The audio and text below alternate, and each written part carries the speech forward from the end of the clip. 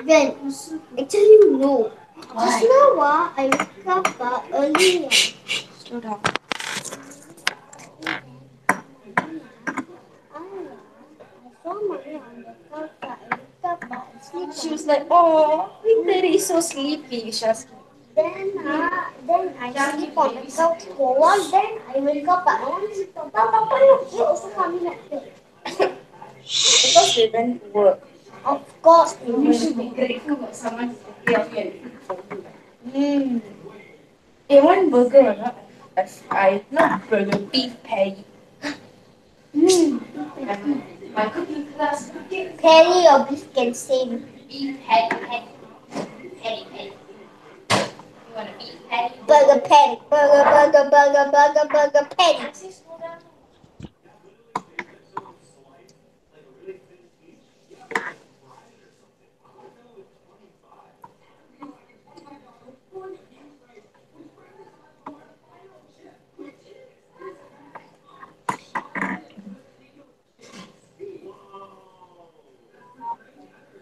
Yeah, go back to my class now. Anything needs ask me. Don't do anything by yourself. If I want anything or beef, I ask you. Okay. Okay. Sekolah rendah, ada tak belajar algoritma? Ada. Ada belajar. Tahu tak algoritma tu apa? Tak tahu. Tak tahu kata ada belajar. Okey, Vivian, mana Vivian tadi? Okay, I'm tak here, apalah, kita teacher. start dulu. Tak apalah, kita start dulu. Okey, hari ni cikgu masuk bab 3. Bab 3 tengok buku teks. Muka surat 70 lah. Okey, dalam bab 3 ni belajar algoritma. Algoritma ni dia tata cara. Maksudnya apa benda yang kita lakukan dari kita bangun tidur sampai kita nak tidur semula. Ada banyak aktiviti kan? Contohnya kita nak bersiap, nak makan, nak pergi keluar. Kita ada step-step dia. Contoh, kamu tengok contoh muka surat 71 tu. Okay, kalau kamu nak pergi sekolah kan? Kamu nak pergi sekolah, kamu bersiap pakai baju. Adakah pakai baju dulu baru pergi mandi? Takkan, mesti ikut turutan. Ada tata cara dia. Jadi, ni cikgu tunjuk slide ni. Okey, algoritma tu urutan langkah logik untuk menyelesaikan masalah yang disediakan secara sistematik dan logik atau diberi makna untuk menyelesaikan masalah. Secara ringkasnya algoritma tu urutan langkah ataupun tata cara. Dia mesti ikut turutan. Itu algoritma. Lepas tu algoritma kita boleh tulis dalam dua bentuk, sama ada pseudocode ataupun catat alif. Ini yang perkara pertama sekali, perkara yang penting semasa menulis algoritma. Awak boleh rujuk buku muka surat 70. Okey, perkara-perkara penting semasa menulis algoritma. Yang pertama, boleh dengar ke? Boleh. Okey, yang pertama, langkah-langkah dalam algoritma biasanya ditulis dalam bahasa yang boleh difahami. Okey, bahasa boleh difahami, semua orang faham bahasa Melayu, bahasa Inggeris. So, kita boleh tulis. Contoh kat situ dia ada bagi algoritma menguji kefungsian lampu. Nak tengok lampu tu hidup ataupun tidak. So, kita boleh tengok lah. Semak sama ada plug tu kita pasang kat soket ke tidak. Nanti awak baca sendiri. Yang kedua, setiap langkah perlu dilaksanakan dihurai dengan jelas. Maksudnya setiap langkah tu kita mesti cerita. Ketiga, urutan hendaklah dinyatakan dengan betul. Keempat, algoritma mesti mempunyai kesudahan dalam satu tempoh masa.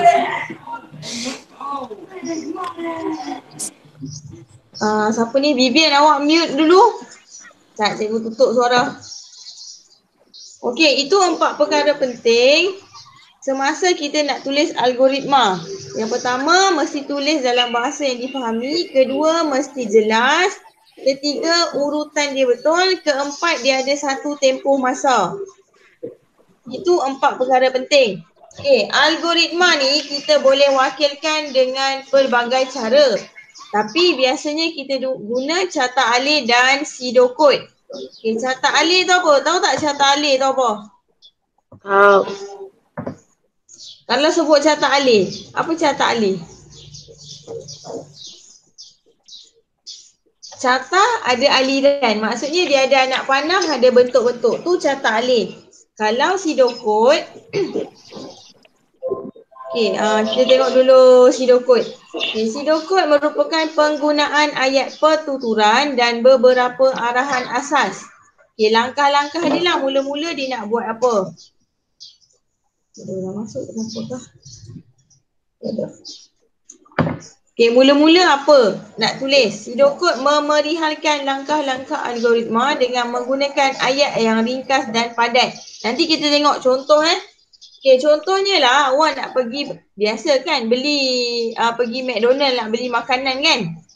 Contoh dia, bila algoritma dia mesti ada mula dan tamat. Atas sekali tu mesti ada tulisan mula. Dan dalam pseudocode ni dia ada indent. Indent tu maksudnya kalau dekat komputer ada tab kan, dia masuk ke dalam. Tu kita panggil indent. Kalau tengok contoh yang cikgu bagi ni, mula tambah pesanan. Maksudnya kamu pergi McDonald, pergi pesan. Jika ada pesan ni, kamu dah pesan. Katalah tiba-tiba kamu nak tambah lagi, kamu tambah. Kalau tak ada, kamu bayar. Tamat.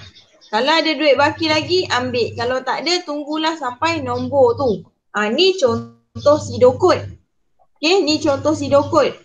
Kiranya kamu nak pergi beli burger dekat McD, kamu masuk, apa kamu buat? Apa proses dia? Yang penting dia mesti ada mula, mesti ada tamat. Ni satu contoh lah, nanti kita tengok contoh yang lain di dalam buku. Contoh di muka surat 71 tu, algoritma 1. Pakai baju sekolah. Ini adalah algoritma. Algoritma dia guna ayat, tapi bila pseudocode dia gunakan indentation. Maksud cikgu, dia mula, apa aktiviti dia, apa yang terjadi. Dia ada indent. Maksud indent, dia type ke dalam. Kalau tengok contoh, nampak tak ni? Jika ada pesanan tambahan, maka dia indent ke dalam sedikit. Tu dia penting lah dalam pseudocode. Seterusnya kita tengok carta alih. Carta alih ni adalah sejenis rajah yang mewakili suatu algoritma atau proses yang mana ditunjukkan dalam pelbagai jenis kotak dan susunan dan dihubungkan dengan anak panah. Ataupun carta alih ni kita senang nak ingat menggunakan simbol grafik seperti garis lurus, anak panah dan bentuk geometri untuk mewakili algoritma yang dilaksanakan. Dalam carta alih ni kamu kena ingat ni, ni ada simbol dia, simbol yang penting. Simbol dia, yang pertama simbol bujur. Simbol bujur untuk mula dan tamat. Ingat dia punya simbol mula dan tamat untuk apa? Fungsi dia mula dan tamat. Penerangan dia untuk mula dan tamat sesuatu aktiviti. Maksudnya bila nak mula mesti ada bentuk bujur tulis mula. Kedua, segi 4 sama untuk proses. Yang ni aktiviti lah, proses. Kita akan guna segi 4 sama. Ketiga, bentuk diamond untuk pilihan. Kita nak uji sama ada dia benar ataupun salah. Keempat ni, bentuk ni parallelogram ataupun ni yang dia bentuk segi 4 tapi dia seret. Ini untuk input dan output. Fungsi dia untuk kita buat input dan output lah. Nanti cikgu tunjuk gambar untuk carta alih dia. Anak panah ni adalah aliran. Kita nak tunjuk aliran aktiviti dia sama ada ke kanan ataupun ke bawah. Dia tak ada ke kiri dan simbol bulat pula adalah penyambung, menyambungkan aliran yang berlainan. Jadi kamu kena ingat simbol ni sampai kamu form 3 kena ingat. Ada 6 simbol, tapi penyambung ni kita jarang gunakan. Yang biasa kita gunakan 5 yang atas ni. Yang ni memang wajib lah. Okey, boleh faham yang simbol tu? Boleh. Boleh. Okey. Nanti cikgu tanya semula dalam latihan. Okey, contoh. Sekejap Okey, contoh kita tengok. Catat alih ni kita tengok muka surat 72. Tengok muka surat 72. Narish? Cikgu. Okey, ambil buku teks. Okey cikgu. Okey, kita tengok contoh catat alih muka surat 72 tu. Okey, yang ni contoh ni. Tengok simbol mula. Semak plug dipalam ke dalam soket. Maksudnya semak. Kamu biasa guna plug nak cas handphone kan? Okey, semak. Tak? Habis awak cas pakai apa? Power bank. Ayo. Kamu on switch ke apalah kan? Kau pakai plug kan? Okey. Semak plug dipalam ke dalam soket. Okey, kita guna simbol segi 4 sama sebab itu adalah proses. Okey, proses. Jadi kita guna segi 4. Kemudian kita guna diamond ni untuk pilihan. Maksudnya kita macam tanya soalan yang memberi jawapan ya ataupun tidak. So kita tanya, plug dipalam ke dalam soket? Ya, tidak. Okey, ya dengan tidak ni dia boleh jadi ya di sebelah kanan, tidak di bawah, ataupun ya di bawah, tidak di kanan. Tapi dia cuma ada dua je, kanan dan bawah. Dia tak ada kiri, kanan, bawah dia ada dua saja. Okey, kemudian semak switch. Semak switch soket dipasang seterusnya lah. Okey, dalam ni dia tak ada input atau output. Sebab dia adalah proses. Dia akan jadi tanda yang parallelogram yang sengit tu bila kamu kena masukkan nombor ke, masukkan nama, baru ada simbol input ataupun output. Nanti boleh tengok yang tu. Okey, cuba buka muka surat 75. Okey, tengok 75. 75 Rajah 3.11. Ada nampak tak tanda parallelogram ataupun yang segi 4 sengit tu? Nampak? Nampak? Nampak. Okey, itu ada input.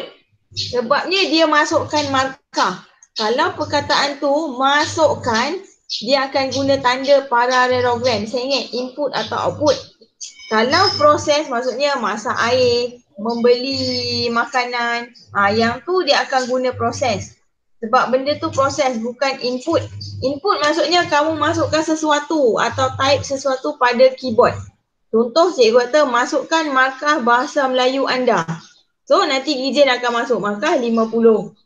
Masuk bahasa Inggeris 80. Masuk matematik 90. Tu kita akan guna input.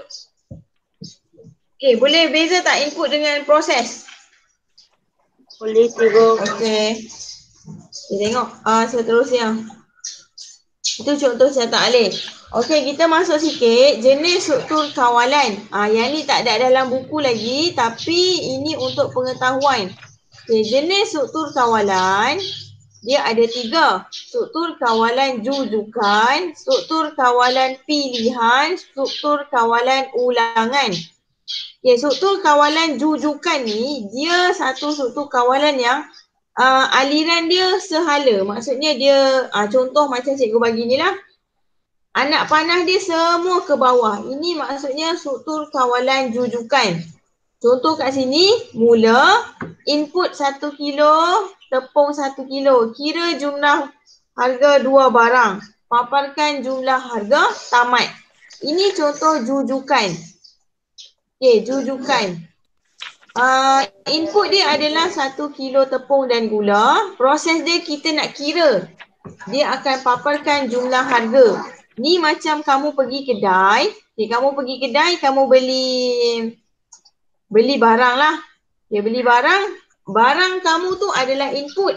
Proses dia adalah cashier tu kira jumlah dia. Output dia berapa kamu nak kena bayar nanti. Tu maksud dia input, proses, output. Okay, itu struktur kawalan jujukan. Kamu akan belajar adalah pilihan dan ulangan. Kita masuk pilihan dululah. Cikgu terangkan sikit-sikit je. Okey, struktur kawalan pilihan ni adalah satu langkah yang memecahkan aliran algoritma kepada dua atau lebih cabang. Setiap cabang ada set langkah berlainan untuk dilaksanakan dan dia bergantung kepada syarat-syarat. Okey, dia mesti ada syarat dalam struktur kawalan pilihan ni. Dan ada 3 jenis struktur kawalan pilihan. Yang pertama, pilihan tunggal, single selection. Yang kedua, dui pilihan, double selection. Ketiga, pelbagai pilihan. Maksud pilihan tunggal ni, dia cuma ada satu pilihan je. Contoh, cikgu kata, kamu nak tak hadiah ni? Okey, nak. Dia ada satu saja. Kalau dui pilihan, ada ya, ada tidak, dia ada dia punya kesan dia. Kalau multi selection, dia ada banyak. Kita tengok satu-satulah. Okey, contoh yang pertama, boleh rujuk buku teks juga, 73. Cikgu dah ringkaskan yang ni. Okey, yang pertama, struktur kawalan pilihan tunggal. Hanya mempunyai satu pilihan. Hanya mempunyai satu pilihan untuk melaksanakan setiap tindakan tertentu. Jika satu syarat diuji adalah benar. Okay, contoh kat sini, jika plug tidak dipalamkan ke dalam soket, palamkan plug ke dalam soket, tamat. Okay, ni catat alih dia.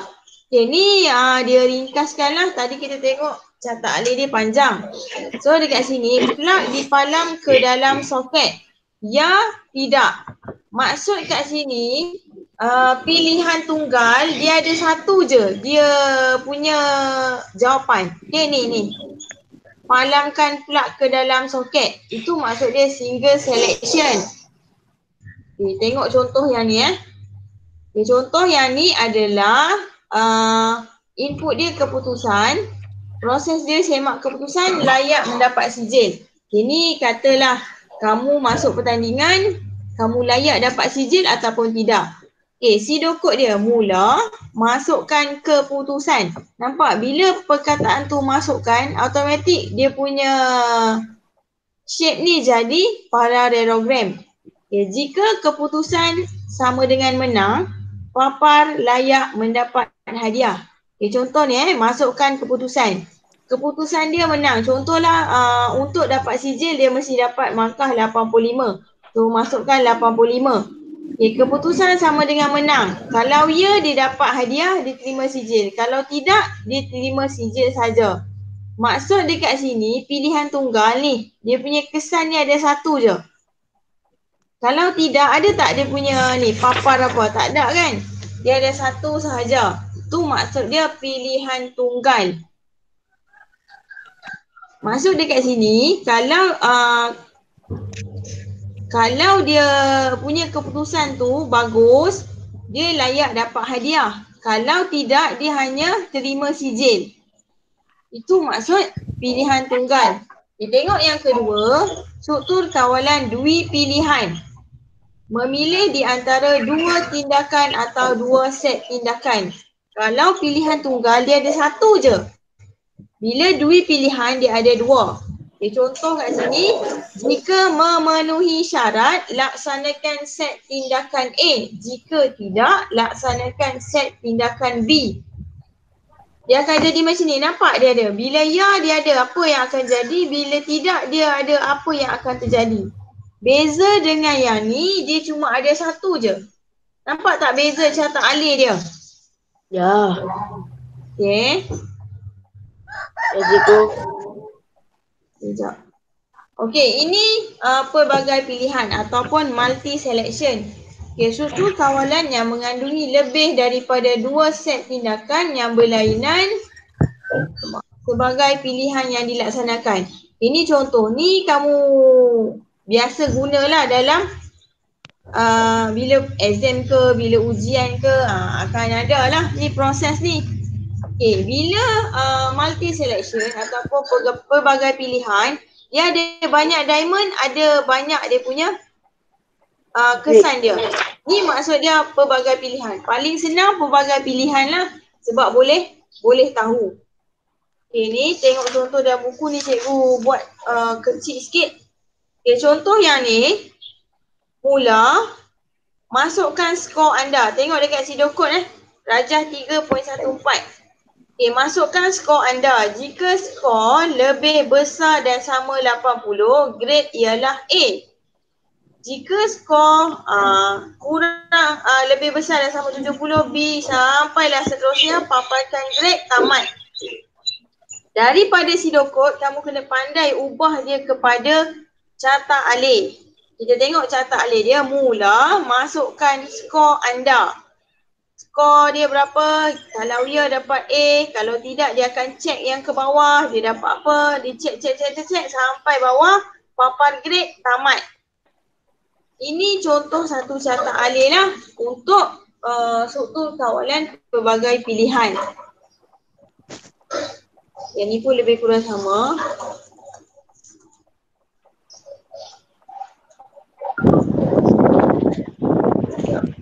Okay. Daripada cikgu cerita tadi, boleh faham tak sikit-sikit? Boleh sikit-sikit. Okay, boleh sikit-sikit. Nanti kamu cuba tengok dalam buku teks lah. Yang struktur kawalan pilihan ni, dia tak susah. Cuma yang susah dia kamu nak bina sidokod tu nak jadikan carta alih.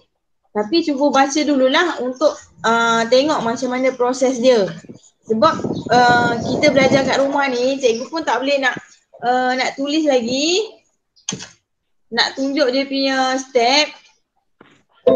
Cuba baca dululah. Yang kena ingat struktur kawalan pilihan dia ada 3. Pilihan tunggal, dui pilihan, pelbagai pilihan. Kalau tunggal dia hanya ada 1. Dui pilihan dia ada 2. Pelbagai pilihan dia ada lebih daripada 2. Dia ada banyak lah. Kamu cuba baca, fahamkan. Nanti cikgu bagi nota yang agak ringkas. Okey ke? Sekejap Okey cikgu. Nanti cikgu masuk kat nota dalam grup. Kamu baca dululah. Kalau tak faham ke, ada kemusykilan boleh tanya kat cikgu dalam grup Okey. Cikgu nak tanya, pelajar perempuan selain Vivian dengan Jasmine, Catherine siapa semua tu tak belajar ke? Tak tahu. Tak tahu. Darshan ada tak dalam grup? Tak ada, Darshan RBT. Darshan apa Bukan lah. Apa pula? Bukan maksud cikgu. Ada, Ibu. Darshan ada tak belajar dalam subjek lain? Subjek lain. Tak ada. Ada. Kamu 2 orang lah yang bagus. Setiap kali ada. Nanti buka Terima sekolah kasih, cikgu bagi cikgu. hadiah. Okey cikgu. Nanti cuba fahamkan Okey cikgu. Vivian. Dia tak boleh cakap, cikgu dah mute dia tadi. Vivian nanti cuba fahamkan. Tak faham boleh tanya Topik ni penting tau. Sampai tingkatan 3 awak nak buat projek guna topik ni. Jadi cuba fahamkan slowly lah. Baca sikit-sikit. Nanti cikgu cari link YouTube yang dia ada bagi penerangan. Okay? Kita sambung kelas di WhatsApp lah. Nanti cikgu masukkan nota. Okey cikgu. Okay, terima kasih. Okay, bye cikgu. Bye, jumpa lagi. Okey. Cikgu.